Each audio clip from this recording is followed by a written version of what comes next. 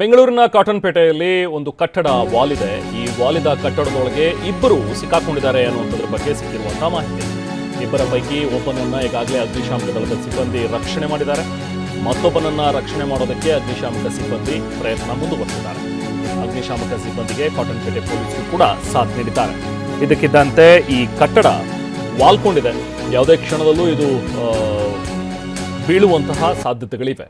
ನೋಡಿ, ಇಲ್ಲಿ ದೃಶ್ಯಗಳಲ್ಲಿ ನಾವು ನಿಮಗೆ ತೋರಿಸ್ತಾ ಇದ್ದೀವಿ ಕಟ್ಟಡ ಹೇಗೆ ವಾಲ್ಕೊಂಡಿದೆ ಅಂತೇಳಿ. ನೋಡಿ, ಇದಕ್ಕಿದ್ದಂತೆ ವಾಲ್ಕೊಂಡಿರುವಂಥ ಕಟ್ಟಡ. ಅದೃಷ್ಟವಶಾತ್ ಯಾವುದೇ ರೀತಿ ಪ್ರಾಣಹಾನಿ ಸಂಭವಿಸಿರೋದ್ರ ಬಗ್ಗೆ ಇದುವರೆಗೂ ಕೂಡ ವರದಿಯಾಗಿಲ್ಲ.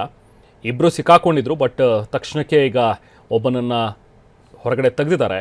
ಇನ್ನೊಬ್ಬ ಇದೇ ಅವಶೇಷದ ಅಡಿ ಇದ್ದಾನೆ ಅನ್ನುವಂಥದ್ರ ಬಗ್ಗೆ ಇರುವಂತಹ ಸಂಶಯ. ಈಗಾಗಲೇ ಅಗ್ನಿಶಾಮಕ ದಳದ ಸಿಬ್ಬಂದಿ ಕೂಡ ಪ್ರಯತ್ನವನ್ನು ಮುಂದುವರಿಸಿದರೆ ಆತನನ್ನು ಕೂಡ ಹೊರಗಡೆ ತೆಗೆಯುವಂಥ ಒಂದು ಪ್ರಯತ್ನಗಳು ಮುಂದುವರೆದಿದೆ. ದೃಶ್ಯಗಳಲ್ಲಿ ನೋಡಿ, ಇಲ್ಲಿ ಅದರ ಕೆಳಗಡೆ ನಿಲ್ಲಿಸಿದ್ದಂಥ ಒಂದು ಆಟೋ ಸಂಪೂರ್ಣವಾಗಿ ನಜ್ಜುಗುಜ್ಜಾಗಿರುವಂಥದ್ದು.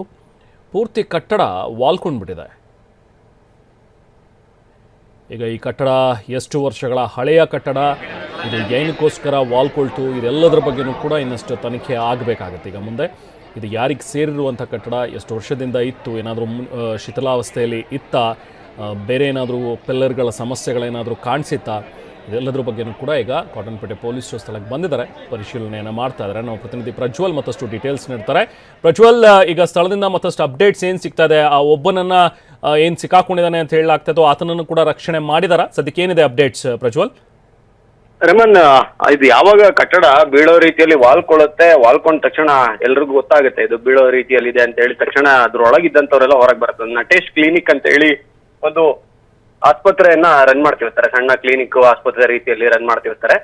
ಬಿಲ್ಡಿಂಗ್ ವಾಲ್ಕೊಳ್ತಿದ್ದಂಗೆ ಎಲ್ಲರೂ ಹೊರಗಡೆ ಬಂದಿದ್ದಾರೆ. ಅದರಲ್ಲಿ ಇಬ್ರು ಮಾತ್ರ ಒಳಗಡೆ ಸಿಕ್ಕಾಕೊಂಡಿದ್ದಾರೆ ಅಂತ ಹೇಳಿ ಮಾಹಿತಿ ಸಿಗುತ್ತೆ. ಅದಾದ್ಮೇಲೆ ಈಗ ಆ ಇಬ್ಬರಲ್ಲಿ ಒಬ್ಬರನ್ನ ಅಧಿಕಾರಿಗಳು ಮತ್ತೆ ಅಗ್ನಿಶಾಮಕ ಸಿಬ್ಬಂದಿಗಳು ರಕ್ಷಣೆಯನ್ನ ಮಾಡಿದ್ದಾರೆ. ಇನ್ನೊಬ್ರು ಒಳಗಡೆ ಇದ್ದಾರೆ ಅನ್ನೋ ಮಾಹಿತಿ ಇದೆ. ಅವ್ರ ಜೊತೆಗೆ ಸರಿಯಾದ ರೀತಿಯಲ್ಲಿ ಕಮ್ಯುನಿಕೇಶನ್ ಆಗ್ತಿಲ್ಲ, ಅಂದ್ರೆ ಅವರು ಸರಿಯಾದ ರೀತಿಯಲ್ಲಿ ಸಂಪರ್ಕಕ್ಕೆ ಇವರಿಗೆ ಸಿಗ್ತಿಲ್ಲ. ಹೀಗಾಗಿ ಯಾವ ಕಡೆ ಸಿಗಾಕೊಂಡಿದ್ದಾರೆ ಮತ್ತೆ ಅವರನ್ನು ಯಾವ ಕಡೆಯಿಂದ ಕರ್ಕೊಂಡು ಹೊರಗಡೆಗೆ ಬರ್ಬೋದು ಅನ್ನೋ ನಿಟ್ಟಿನಲ್ಲಿ ಅಧಿಕಾರಿಗಳು ಪ್ರಯತ್ನ ಪಡ್ತಾರೆ. ಮತ್ತೆ ಸಂಪೂರ್ಣವಾದಂತ ಬಿಲ್ಡಿಂಗ್ ಏನಿದೆ, 2 ಫ್ಲೋರ್ ಇದೆ. ಅದ್ರಲ್ಲಿ ಕೆಳಗಡೆ 1 ಫ್ಲೋರ್ ಅಂತೂ ಪೂರ್ತಿ ಕುಸಿದಿದೆ. ಅಂದ್ರೆ 2ನೇ ಫ್ಲೋರ್ ಬಂದು ಗ್ರೌಂಡ್ ಫ್ಲೋರ್ ಕೂತಿರೋ ರೀತಿ ಕಾಣಿಸ್ತದೆ ಕಟ್ಟಡದಲ್ಲಿ ನೋಡ್ದಂತ ಸಂದರ್ಭದಲ್ಲಿ. ಹೀಗಾಗಿ ಇದು ಸಮಯ ತಗೊಳುತ್ತೆ ಒಳಗಡೆ ಇರೋರ ಜೊತೆ ಕಮ್ಯುನಿಕೇಟ್ ಮಾಡಿ. ಅವ್ರೇನಾದ್ರು ಸಂಪರ್ಕಕ್ಕೆ ಸಿಕ್ಕರೆ ಈಸಿಯಾಗಿ ಅವ್ರನ್ನ ಯಾವ ದಾರಿಯಲ್ಲಿ ಹೊರಗೆ ಕರ್ಕೊಂಡ್ ಬರ್ಬೋದು ಅಂತ ಹೇಳಿ ಅಗ್ನಿಶಾಮಕ ಸಿಬ್ಬಂದಿಗಳು ಕರ್ಕೊಂಡ್ ಬರ್ಬೋದು ಸೇಫ್ ಆಗಿ. ಅವ್ರೇನಾದ್ರು ಕಮ್ಯುನಿಕೇಶನ್ ಅನ್ನ ಮಾಡಿಲ್ಲ ಅಂತ ಅಂದ್ರೆ ಸಾಕಷ್ಟು ಸಮಸ್ಯೆ ಆಗುತ್ತೆ, ಜೀವಹಾನಿ ಆಗುವಂತ ಸಾಧ್ಯತೆಗಳು ಕೂಡ ಹೆಚ್ಚಾಗಿರುತ್ತೆ. ಅದೃಷ್ಟಕ್ಕೆ ಇದುವರೆಗೆ ಯಾರು ಒಳಗಡೆ ಸಿಕ್ಕಾಕೊಂಡು ಜೀವನ ಕಳ್ಕೊಂಡಿಲ್ಲ. ಯಾಕಂತಂದ್ರೆ ವಾಲಿದ ತಕ್ಷಣ ಎಲ್ಲರೂ ಹೊರಗೆ ಬಂದಿದ್ದಾರೆ. ಬಹುಶಃ ಒಂದು 15-20 ಜನ ಕಟ್ಟಡದ ಒಳಗಿದ್ರು, ಎಲ್ಲರೂ ಸಹಿತ ಹೊರಗೆ ಬಂದಿದ್ದಾರೆ ಅನ್ನೋದು ಸದ್ಯಕ್ಕಿರುವಂತ ಮಾಹಿತಿ. ಮತ್ತೆ ಅಗ್ನಿಶಾಮಕ ಸಿಬ್ಬಂದಿಯವರು ಕೆಲಸವನ್ನ ಇನ್ನೂ ಮಾಡ್ತಾ ಇದ್ದಾರೆ. Okay, thank you Prajwal.